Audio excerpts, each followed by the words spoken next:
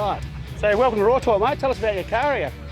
Yes, it's a 1997 200 SX, which I bought super cheap because it was going on a truck to go to the wreckers. Oh.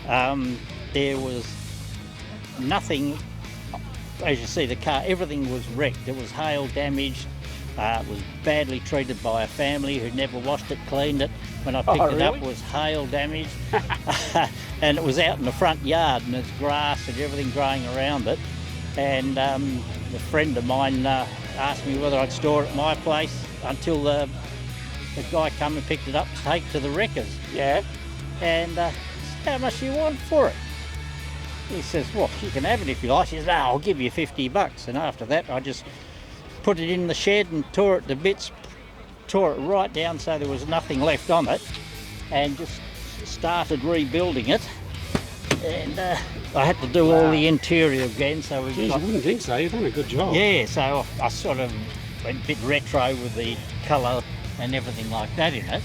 Oh, that's And great. in the centre console there, Yep. I've got CD, DVD, telephone, all the modern stuff in it. Right on. But it's all sort of neatly done, and if someone cool. wanted to take this back to original, they could. Wow. And the whole car is, Beautiful.